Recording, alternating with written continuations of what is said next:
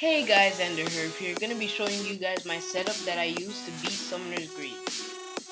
At first glance, you might see that I have two legendaries and you must be thinking, oh, this guy he's paid to win. Actually, I'm just really lucky. I have been playing this game for about 2 weeks now, so I kind of deserved it. So cut me some slack. Anyways, let me explain to you how this setup works. So on the top row, we have Spiky, Puffy, and Frostbite. Spiky is 2 stars, but my legendaries are 1 star because, well, they're legendaries, and to get them to the next star, you need 2 copies of them. So that top row's main job is to kill the initial wave. They basically all do splash damage, except for Spiky, but his ability, he does splash damage. Let me tell you about their abilities. So Frostbite, the ice dragon, shoots a beam that freezes enemies for 4 seconds. It doesn't specify how much damage it does, but from what I've seen, I'm pretty sure it does 2 times the damage of its normal attack. Really useful because it does a lot of damage, and also the freeze is nice against bosses that have really tough abilities to deal with, so the freeze will stop them from doing that ability. Next to the ice dragon, we have Spiky. Spiky's ability is that he throws out all his spikes around him, and then they do like 1,700 damage where I'm at right now, and lower defense. Spiky is good to have at the front line because his ability does a lot of damage and also reduces defense, so when the bosses come by, that combined with 2 dragons can almost one-shot all the first bosses. Next to Spiky, we have Puffy. Puffy was my first legendary, and I've been using him ever since. Just like the other dragon, his attack does splash damage and he shoots out a beam. But unlike Frostbite, his beam does 500% of his basic attack damage. Also good to know, the dragons attack slow and the Spiky attacks fast. Moving on to the row below, which I call the stoppers. Why I call them the stoppers is because the 2 bears stun and the little slug in the middle, he slows. Which is really good because in the king fight, there's also the archmage, which heals. So if a boss is stunned, it can't use his ability. So if I stun the archmage, he won't be able to heal the king. It also stops the king from giving all allies a defense and speed boost. So the black bear stuns all enemies around him for 2 seconds. The slug in the middle lays down a goop that slows enemies by 42% for 5.2 seconds. The only downside is that it doesn't attack. Brown bear does the same thing as the black bear, but it does 3 seconds instead of 2. You may be wondering, what's the difference between the black and the brown bear? Well, I'll tell you.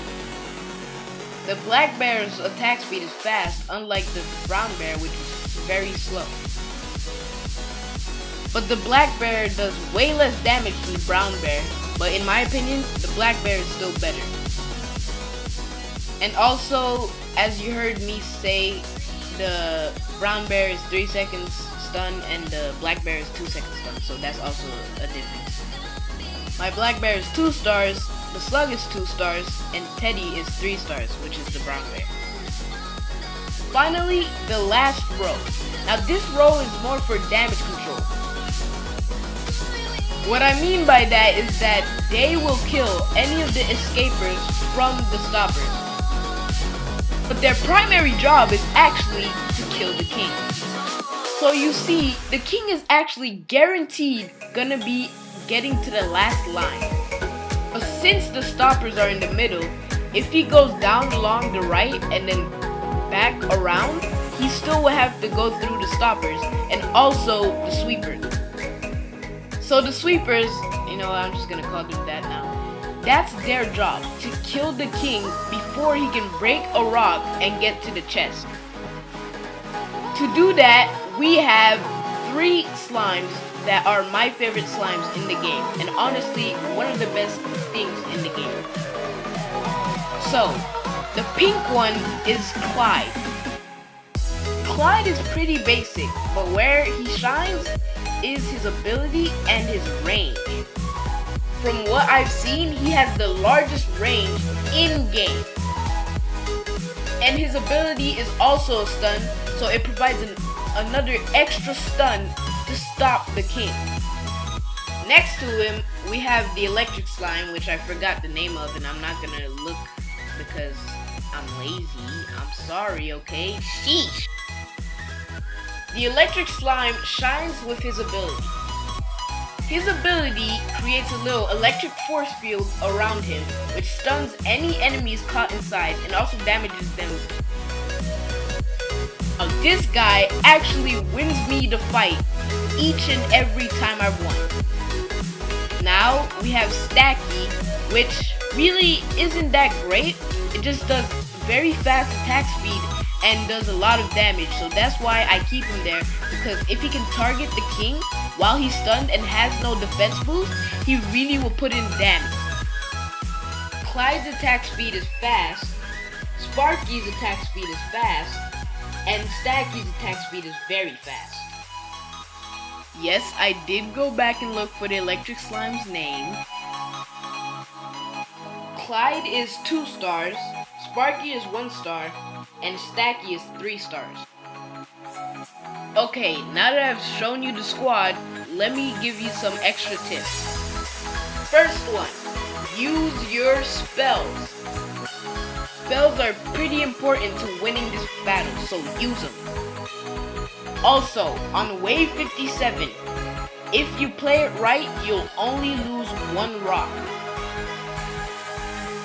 Wave 57, other than wave 60, which is the king boss battle, is probably the hardest wave in the game, because they send out 3 waves of wall breakers and they get the speed and defense boost from the king, which making them very hard to kill.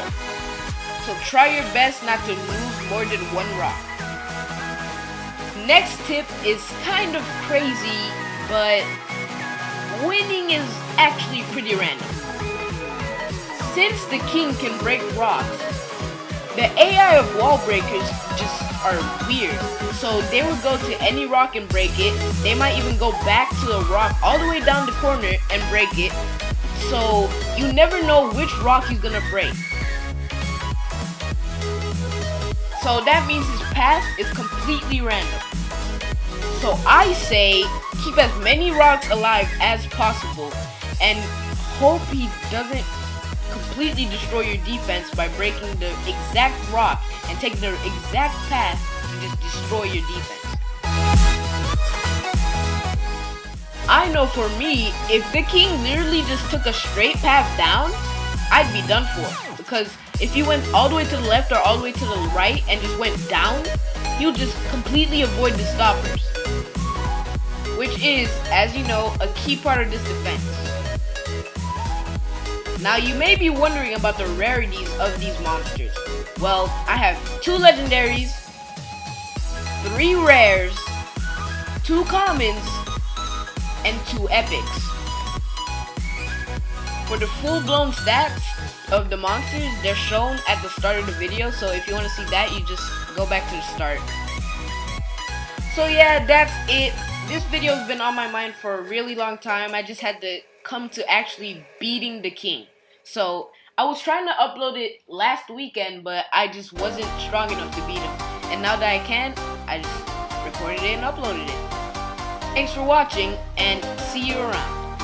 Oh, and one last thing. Once the Archmage is dead, the king is basically dead. And also I have the level 4 Super Monster Attack Boost and Super Monster Speed Boost, and level 1 Monster Speed Boost and level 4 Monster Attack Boost.